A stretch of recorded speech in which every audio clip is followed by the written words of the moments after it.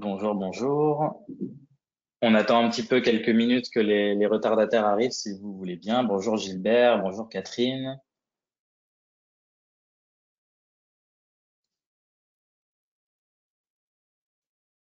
Et même si j'ai dépassé la limite, meilleur vœu quand même. Voilà, j'en profite en attendant que tout le monde se connecte. J'espère que le début d'année s'est très bien passé pour vous, que vous avez pu commencer à faire des ventes. Bon, on va démarrer sans trop tarder parce que sinon, je vais nous mettre en retard et on n'a qu'une demi-heure pour ce nouveau format. Je vous présente quelqu'un que vous connaissez peut-être déjà, Alexandre Tedjen. Si tu veux te présenter en un mot, puis après je reprendrai la main pour me parler du programme. Bonjour mesdames, bonjour messieurs, Alexandre Tedjen, je représente le groupe Consulteam qui est peut-être mieux connu ou plus connu sous les entités que sont Serenissimo ou Finpel ou encore LB2S. Ça fait une quinzaine d'années que je travaille maintenant dans cette structure et je supervise l'ensemble de l'offre en immobilier direct du groupe, que ce soit l'MNP neuf et l'MNP ancien, NuPro, résidentiel, éligible Pinel ou encore meublé sous mandat. Voilà, je ferme la parenthèse. Merci Alexandre. Je suis ravi de t'accueillir. Alors moi, je pense que la plupart me connaissent. Je ne suis pas Mathieu Morio, je suis son associé Tristan Seguin. Donc on a fondé Gripkey il y a 4-5 ans maintenant, qui est un comparateur d'immobilier neuf. Mais je pense que vous connaissez maintenant tous le sujet. Et aujourd'hui, on démarre un format un peu nouveau. C'est la première fois qu'on fait ça. Donc merci Alexandre d'organiser ça avec nous. On a voulu rentrer un peu plus dans le vif du sujet parce que nos masterclass durent en général 1 à 2 heures. C'est très condensé, très dense. On n'a pas forcément le temps de poser toutes ces questions. Et là, on a décidé de changer de format avec une série de formations sur le thème du LMNP. On l'a divisé en 4 épisodes sur les thématiques suivantes. Donc aujourd'hui, ça va être le premier d'entre eux sur les mécanismes du LMNP. On va rentrer dans le dur sur le fonctionnement de ce dispositif. On va ensuite, la semaine prochaine, faire un zoom sur le segment de l'étudiant, qui est l'un des types de résidences dont vous parlera Alexandre. La semaine d'après, sur le senior. Et on terminera en 4e semaine sur l'identification des profils susceptibles d'être intéressés par ce dispositif. Et on abordera les techniques de vente. Donc, c'est vraiment 4 épisodes hyper complémentaires, super intéressants, pour lesquels n'hésitez pas à poser vos questions dans le chat. Moi, j'y répondrai. Il y a un onglet, si vous voyez bien, un onglet questions dans lequel vous pouvez poser tout ce qui vous passe par la tête. Moi, je les traiterai au fil de l'eau. Alexandre ne les verra pas forcément. Il sera concentré sur sa présentation, mais moi, je relayerai les questions au fil de l'eau. Donc, n'hésitez pas vraiment, posez toutes vos interrogations.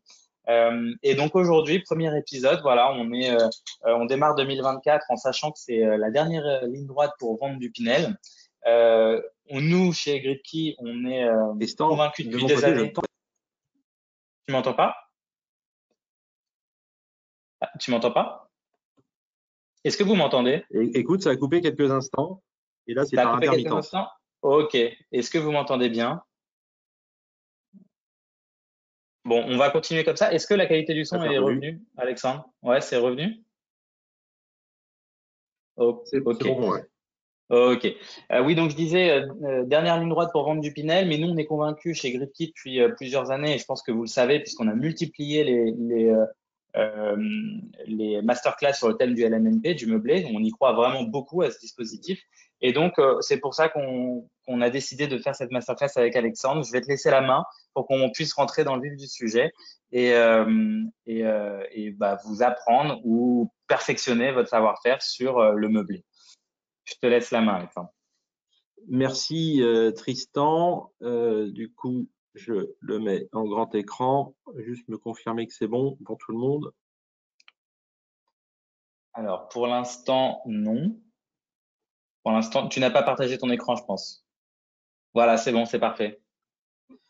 Top. Du coup, j'enlève les écrans parasites. C'est parti. Alors, petit propos introductif, on a eu l'occasion avec Tristan il y a quelques semaines de cela de parler effectivement de la fin du dispositif Pinel et puis d'évoquer entre autres comme solution alternative la location meublée sous bail commercial.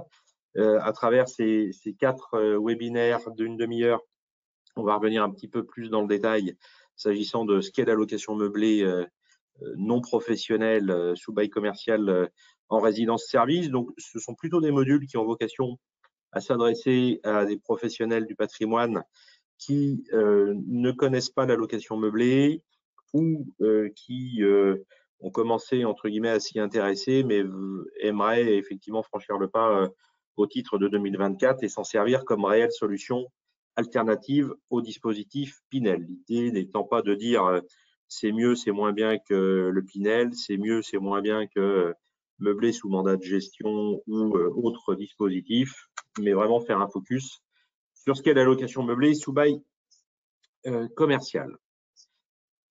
Du coup, les grands principes, alors puisque ce webinaire s'adresse effectivement à des gens qui avaient l'habitude de prescrire des solutions en Pinel et qui ont encore la possibilité de le faire en 2024, c'est de faire un petit parallèle entre les deux dispositifs pour bien comprendre quelles sont les différences majeures. Si je reviens très rapidement sur le résidentiel éligible au dispositif Pinel, ce qui est l'immobilier nu de manière générale, on est dans la catégorie des revenus fonciers, on encaisse des loyers, on déduit des charges, et on déclare des revenus à l'administration fiscale et on est fortement taxé dessus en général. On peut avoir en contrepartie une réduction d'impôt à travers ce fameux dispositif Pinel.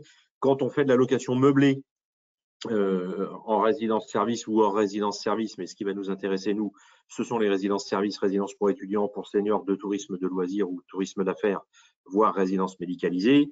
On ne relève plus des revenus fonciers, mais on relève des bénéfices industriels et commerciaux. Et on va voir qu'effectivement, le fait de changer de catégorie de revenus va permettre de bénéficier d'un avantage extrêmement important à travers les amortissements.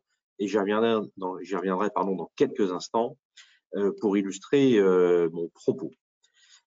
En revenu foncier, c'est simple, je l'évoquais il y a quelques instants, j'encaisse des loyers. De ces loyers, je vais déduire un certain nombre de charges que l'on qualifie de réelles, autrement dit des charges qui coûtent à l'investisseur, qui génèrent des flux financiers. Je pense à la taxe foncière, je pense aux frais de gestion, je pense aux intérêts d'emprunt, frais d'assurance, éventuellement frais comptables. Et une fois que j'ai déduit ces charges de mes loyers, je détermine un résultat fiscal plus ou moins important, en tout cas qui va être taxé de manière relativement importante, puisque on va être taxé au titre de l'impôt sur les revenus, mais également au titre des prélèvements sociaux.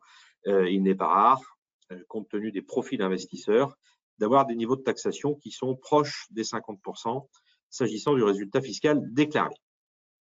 Quand on est en location meublée, le principe il est le même, c'est qu'on encaisse toujours des loyers. De ces loyers, on va toujours déduire des charges réelles, les mêmes que si on était en revenu foncier. La différence, et c'est l'élément principal, mais qui est loin d'être neutre, c'est qu'on va procéder à des amortissements comptables. Autrement dit, on va assimiler l'investisseur à une société. Vous le savez sans aucun doute, quand une entreprise investit dans un bien en propre, elle va l'amortir dans sa comptabilité. Je vais prendre un exemple tout bête. Une entreprise qui achète un ordinateur d'une valeur de 1 000 €, eh bien, elle va passer pendant 2 ans 500 € de frais, d'amortissement en comptabilité pour tenir compte d'une dépréciation de la valeur de l'actif. C'est ce qu'on appelle des charges fictives. Autrement dit, ce ne sont pas des flux financiers, ce sont des flux comptables, mais ça permet, en plus des charges réelles, de venir gommer les loyers encaissés et permettre de déclarer un résultat nul à l'administration fiscale et donc de générer du revenu peu ou pas fiscalisé. Je dis peu, c'est quand effectivement les investisseurs investissent en cash, pas fiscalisé, c'est quand les investisseurs font appel à un concours bancaire. Je vais prendre un exemple, c'est sans doute beaucoup plus parlant, faire un parallèle entre deux investissements d'un même montant, un qui est réalisé dans le cadre de revenus fonciers, l'autre dans le cadre de bénéfices industriels et commerciaux sous statut de loueur en meublé. Donc, j'investis 150 000 € dans les deux cas. Dans le cadre de mes revenus fonciers, je n'ai pas d'amortissement comptable. S'agissant de la location meublée, eh bien, je vais pouvoir amortir 5 000 € en moyenne par an. En revenu foncier, je vais générer un revenu de l'ordre de 5 300 €. J'ai pris l'exemple d'une opération éligible au dispositif Pinel en tenant compte de plafond. L'idée, c'est pas de dire à 100 ou 200 ou 300 € près, on n'est pas dans les clous. C'est bien d'illustrer le propos. En location meublée, j'ai des rendements qui sont supérieurs à ce qu'on peut retrouver effectivement dans le cadre de revenus fonciers. Donc là, j'ai 6 500 € de loyer annuel. Donc naturellement, tout de suite, notre première approche va être de nous dire, bien, puisque j'ai plus de revenus, je vais avoir plus de fiscalisation de ces revenus. On va voir dans un second temps que ce n'est pas du tout le cas. Dans les deux cas, je vais déduire quelques 500 € de charges diverses et variées. Je vais déduire 3 000 € d'intérêt d'emprunt. Autrement dit, si je m'arrête là, je vais déclarer à l'administration fiscale, dans le cas de mes revenus fonciers, 1 800 € par an, alors qu'en location meublée, je vais déclarer 3 000 €. Je reste dans mon opération d'investissement en revenus fonciers. Je n'ai donc pas d'amortissement. Je déclare donc 1 800 € à l'administration fiscale. Je vais payer 850 € d'impôts sur le revenu plus prélèvements sociaux, ce qui fait que j'ai un revenu net d'impôts de quelques 950 € au total pour avoir encaissé 5 300 € initialement. Ma même opération en location meublée, j'ai un revenu brut de 3 000 €. Je sais que j'ai la possibilité d'amortir 5 000 € par an. Je n'ai que 3 000 € de revenus à gommer, donc je vais utiliser 3 000 € au titre des amortissements comptables, ce qui fait que j'ai un solde, un revenu imposable déclaré à l'administration qui est nul. Autrement dit, pas d'impôt à payer. Autrement dit, mon résultat, mon revenu net dans le cadre de cette opération meublée, il est de 3 000 € par an. Donc, je suis clairement en surperformance en comparaison de mon opération en revenu foncier qui est en parallèle. Et les 2 000 € d'amortissement comptable que je n'ai pas utilisés, eh bien, je vais pouvoir les reporter sur mes exercices fiscaux suivants sans limite de durée. Et puis, le jour où, eh bien, effectivement, j'aurai besoin d'aller piocher dans mon stock d'amortissement, eh bien, je vais aller ouvrir la porte de mon frigo d'amortissement pour aller utiliser au fur et à mesure que le temps va passer les amortissements nécessaires pour continuer de déclarer un résultat fiscal nul et permettre de générer donc des revenus non fiscalisés sur une très longue période. Compte tenu des taux d'emprunt qui sont les nôtres aujourd'hui et des rendements servis en location meublée, je peux générer une rente non fiscalisée pendant une bonne vingtaine d'années.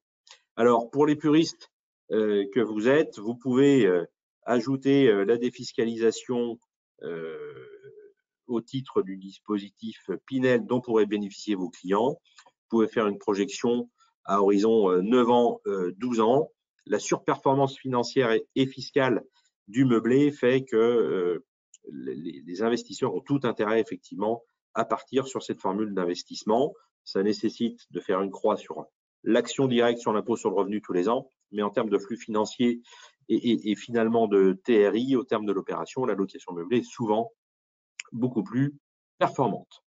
Alors, je l'évoquais, le point central de ce dispositif. Excuse-moi, Alexandre, je te coupe une seconde pour vous dire que sur Gridkey, on a estimé tous les rendements sur chaque bien nu. On a estimé un rendement en location meublée longue durée et courte durée, donc saisonnière, location saisonnière. Donc, n'hésitez pas à regarder ça dans les filtres, de choisir le dispositif LMNP libre et ça vous permettra de voir les rendements, y compris sur des biens à l'origine vendus en nu, classique pour un Pinel par exemple. Voilà, excuse-moi Alexandre, je t'ai coupé. Je t'en prie Tristan.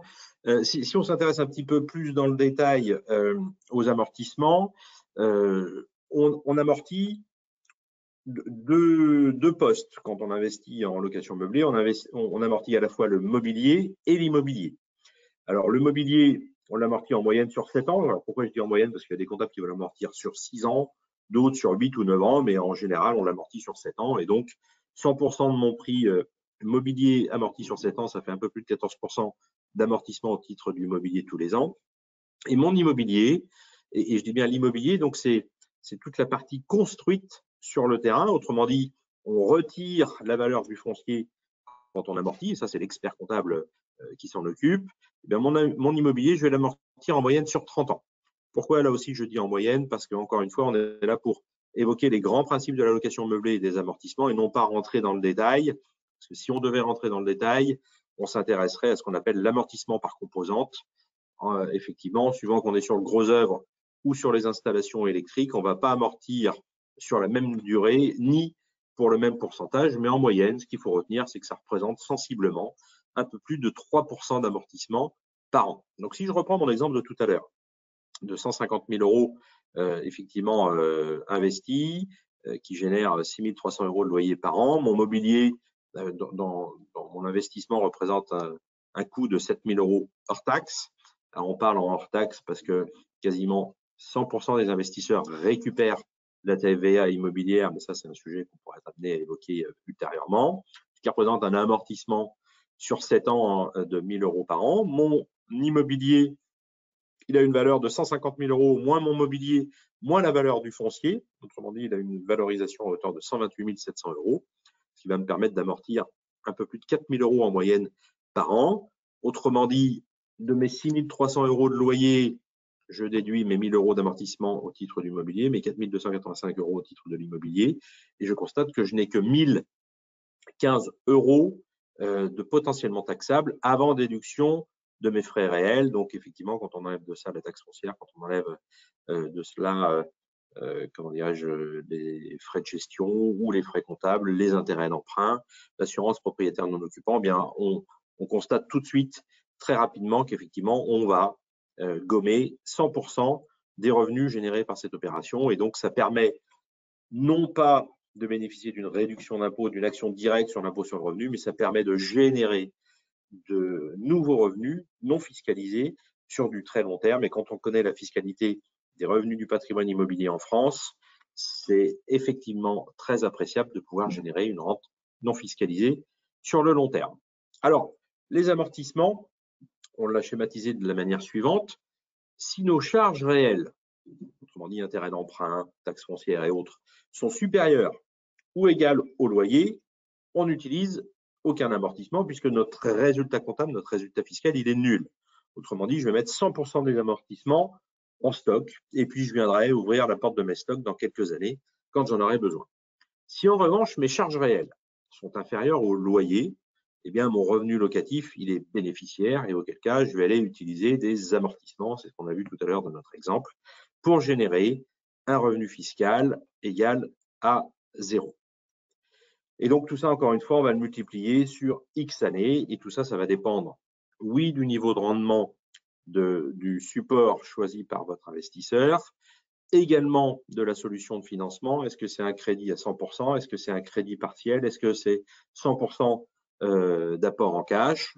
Mais tout ça, ça s'anticipe et ça permet, encore une fois, et c'est aussi l'intérêt de la hausse des taux ces derniers mois, ça permet d'utiliser moins d'amortissement, d'en stocker beaucoup plus et donc de générer une rente non fiscalisée sur une période beaucoup plus importante. Donc, quand on avait possibilité d'emprunter à 1%, voire moins, dans le cadre de son projet en location meublée, on avait des projections à horizon 14-15 ans en termes de revenus non fiscalisés. Aujourd'hui, on a dépassé le cap des 20 ans. Donc, cette hausse des taux génère aussi un intérêt de pouvoir économiser de l'impôt sur du plus long terme. Alors, j'évoquais tout à l'heure le fait que nous sommes en location meublée sous bail commercial. Le bail commercial, c'est la pierre angulaire de la location meublée. Vous connaissez évidemment le mandat de gestion. Là, on est sur un autre type de contrat. C'est un contrat à long terme qui est conclu entre deux parties. On a toujours notre investisseur qui est le propriétaire, qui est appelé le bailleur, et puis le locataire qui est appelé preneur à bail, également gestionnaire à la marge, qui est une société d'exploitation, une société spécialisée, et qui va verser un loyer au propriétaire en contrepartie de la mise à disposition par ce propriétaire du bien dans une résidence-service dans laquelle il y a plein d'autres logements que le preneur à bail prend à la location, en plus de prendre à la location également un certain nombre de parties qu'on appelle des parties services, des parties communes, et suivant les résidences, ça peut être une salle de restauration, ça peut être une salle de fitness, ça peut être une partie dédiée à l'accueil, ça peut être un salon de coiffure, ça peut être une salle de cinéma, et ça on le verra dans un second temps dès la semaine prochaine avec les résidences pour étudiants. Je l'évoquais, le bail commercial, on a souvent entendu parler du fameux bail 369. Pourquoi? Parce que ce sont des périodes triennales aux dates anniversaires desquelles le locataire peut éventuellement sortir du bail commercial. Alors, sachez que la majorité des opérations, en particulier en VFA, sont négociées avec ce qu'on appelle des baux fermes, autrement dit l'incapacité, l'impossibilité pour l'exploitant de sortir éventuellement aux périodes triennales. Donc, il a un engagement minimum de 9 ans. Petite précision s'agissant des baux commerciaux, on a souvent des durées qui sont comprises entre 9 ans et 12 ans. Pourquoi? Parce que si on va au-delà des 12 ans, cela impose au propriétaire de faire enregistrer son bail commercial au bureau des hypothèques. Ça a un coût et ça a aussi d'autres obligations juridiques, puisqu'on sort du droit commercial pour aller vers le droit de l'immobilier. Et donc, c'est moins avantageux pour un investisseur de manière générale.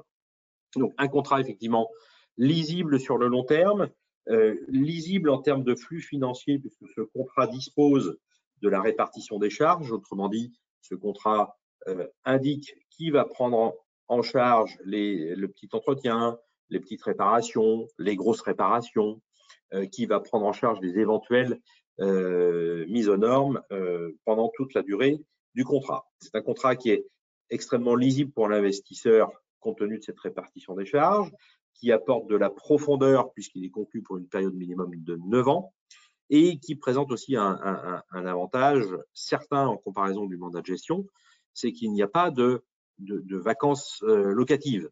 En effet, le locataire, il est le même pour une durée minimum de 9 ans. Autrement dit, votre client investisseur, il va percevoir son loyer pendant toute la durée du contrat et il n'est pas concerné par le fait que le logement ne va pas être occupé pendant 1 mois, 2 mois ou 3 mois. Ça, c'est l'affaire de la société d'exploitation.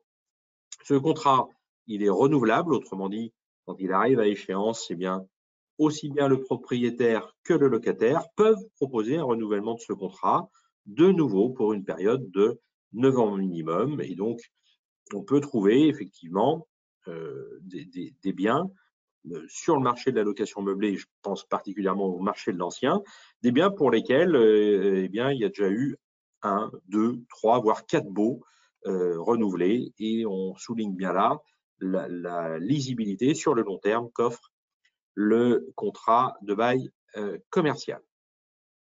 On a sur ce marché de la location meublée, j'ouvre une petite parenthèse, mais qui est d'actualité, puisque nous commercialisons chez Consulting Partners un certain nombre de programmes avec des baux qu'on appelle double net, voire triple net. Il faut savoir qu'usuellement, le bail commercial dispose que tout ce qui est charge liée à l'utilisation du bien incombe au locataire, autrement dit tout ce qui est petite réparation particulièrement, et tout ce qui n'incombe pas à l'utilisation que fait le locataire du bien incombe au propriétaire. Je pense à la taxe foncière, je pense aux grosses réparations.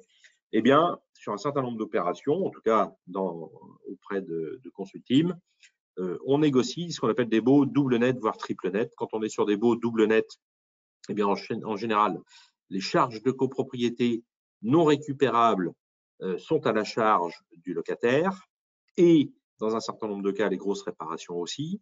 Et quand on est sur du triple net, charges de copro non récupérables à la charge du locataire, grosses réparations également et taxes foncières également à la charge du locataire. Et alors là, en termes de lisibilité, on peut difficilement faire mieux effectivement pour un investisseur puisque 100% des charges ou quasiment 100% des charges incombent au locataire et donc votre client investisseur, il sait concrètement combien il va avoir de loyer minimum sur la période sans tenir compte des indexations.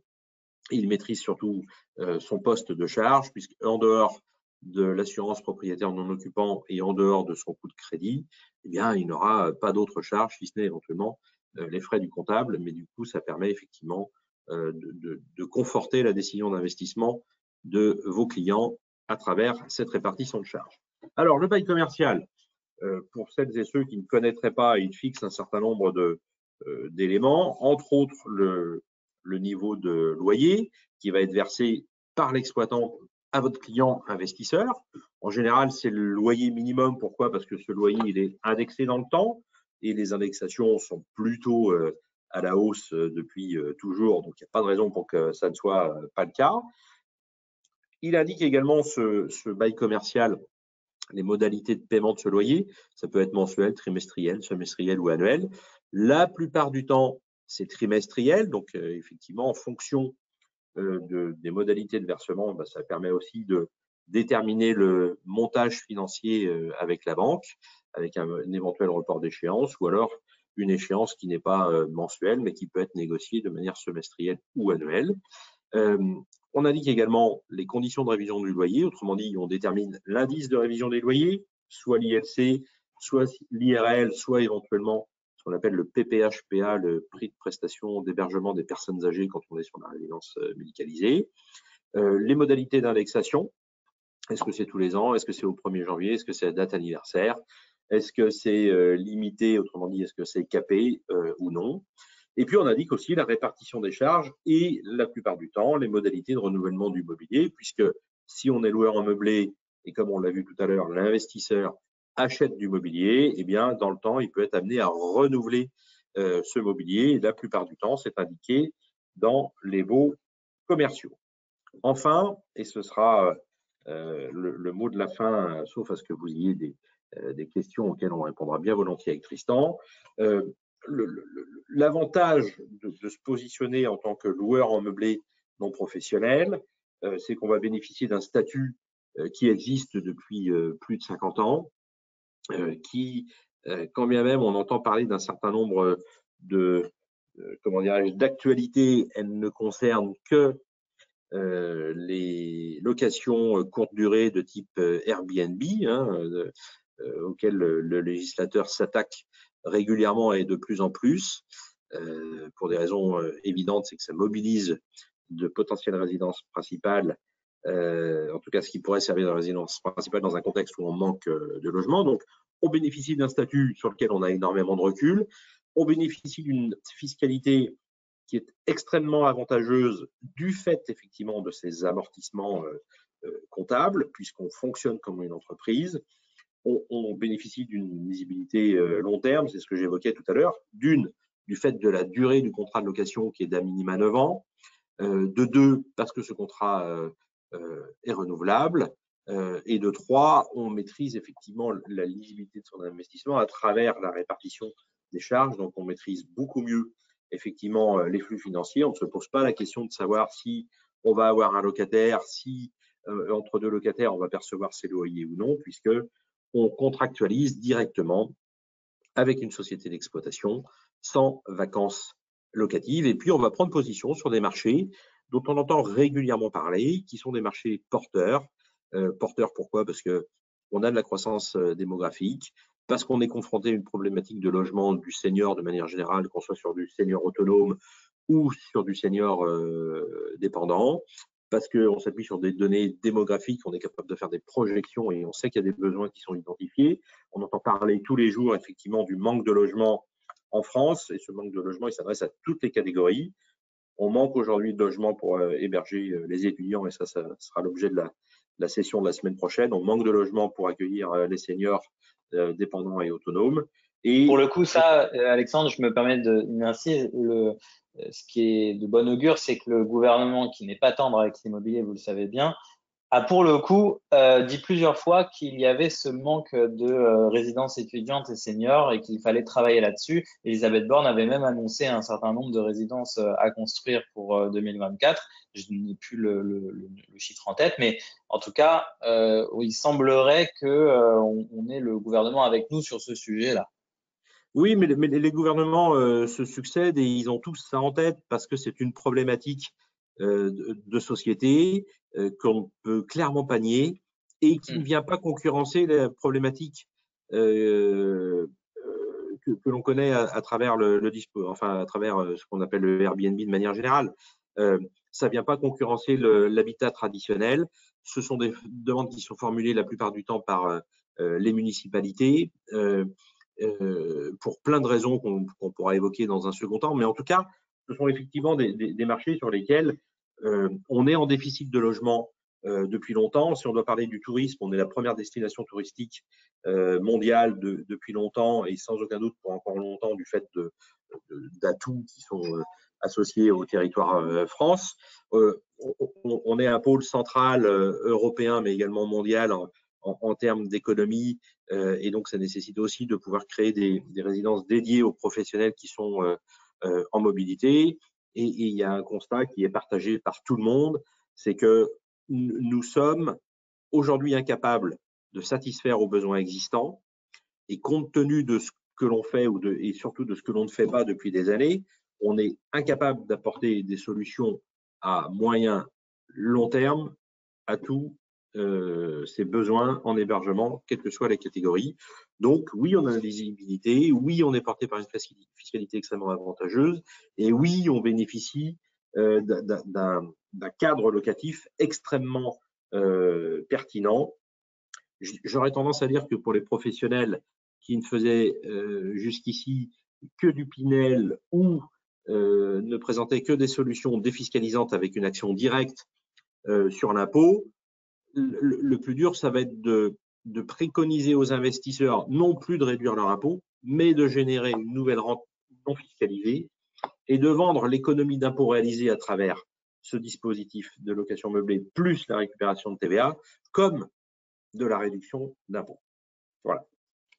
C'est bien conclu. Moi, je rajouterais que, à nouveau, ce que je disais en préambule, la fin de la loi Pinel n'est pas la mort du tout de l'investissement immobilier. Il y a plein d'autres dispositifs que vous pouvez retrouver sur Gripkey d'ailleurs, avec des scorings et des simulateurs financiers qui répondent à chacun. Malraux, monument historique, déficit foncier, nue propriété et évidemment le MNP dont on a parlé aujourd'hui. On organise régulièrement des masterclass sur tous ces sujets-là, donc n'hésitez pas à participer. Et puis, surtout, je me permets de faire un petit pont vers la prochaine réunion tous ensemble, la prochaine formation qui a lieu la semaine prochaine, même horaire, sur, je vous le rappelle, donc un zoom sur le segment de l'étudiant. Où on va faire une vraie étude de marché et évoquer les points de vigilance liés à ce dispositif et ce segment-là. Donc, on va vraiment rentrer dans le cœur du sujet et pas hésiter à confronter vos objections éventuellement, vos interrogations que vous avez dessus. On fera la même chose avec le senior parce que vous l'avez compris, on a vraiment le sentiment que il y a une vraie lisibilité sur ces deux segments-là à l'avenir. Et puis, on terminera en 4e semaine sur comme je vous le disais tout à l'heure, les personas, les profils types à qui proposer ce dispositif et les techniques de vente. Véronique, je vois que vous avez la main levée, Véronique Diard-Douance. Est-ce que vous pouvez nous écrire plutôt parce que je pense que vous avez une question à poser, mais on ne la voit pas. Vous avez un onglet questions pour le faire.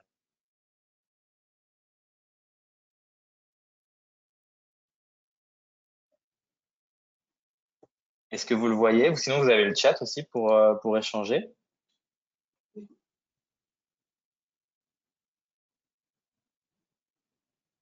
Bon, sinon, je vous appelle, Véronique, on va faire comme ça. Je vais vous passer un petit coup de fil après. Et puis, si vous avez une question, je vous remettrai en relation directement avec Alexandre. Alexandre, dont le stock est disponible sur Gripkey, bien évidemment, mais je pense que vous avez tous l'habitude ici de faire vos recherches. Oui. Merci Alice pour ces remerciements, du coup, Alice qui nous remercie pour la présentation. Oui, j'espère te revoir la semaine prochaine, Alice. Véronique a trouvé l'onglet questions. Détail sur l'article 606. Je pensais qu'il ne pouvait plus être à la charge du preneur. Oui, alors ça c'est un vaste débat. En fait, la loi Pinel de 2014 a disposé que l'article 606 qui traite des grosses réparations et dont je rappelle que les grosses réparations codifiées à l'article 606 du Code civil, ce sont les digues, les voûtes, les murs de soutènement, les clôtures dans leur intégralité et les toitures dans leur intégralité. Donc en réalité, ce qui relève de l'article 606 s'agissant des résidences-services, ce sont plutôt les toitures dans leur intégralité puisque le reste soit n'existe pas, je pense aux digues et aux voûtes, soit n'a pas d'impact. S'il s'agissait des murs de soutènement, normalement ça intervient à travers la décennale. il s'avère que les professionnels du droit ont eu des positions diverses et variées sur le sujet. Nous, on en a eu une à l'époque quand on a sollicité, le nom m'échappe, excusez-moi, c'est Maître Riglet, qui est spécialiste des baux commerciaux et qui travaille, vous le connaissez tous, cabinet parisien. Rivière? Non, c'est l'autre. Bref, peu importe. Enfin bref, on avait donc sollicité Maître Riglet qui nous avait aidé à rédiger une clause qu'on a insérée dans un certain nombre de baux s'agissant de commercialisation de programmes en VFA. Et pour exprimer assez simplement la chose, c'est tourné de telle façon que l'obligation de faire des travaux relevant de l'article 606 incombe au propriétaire bailleur. La charge financière peut incomber au preneur à bail. Et donc, c'est dans ce sens-là qu'on a fait porter la responsabilité de l'article 606 au preneur à bail dans un certain nombre de baux commerciaux.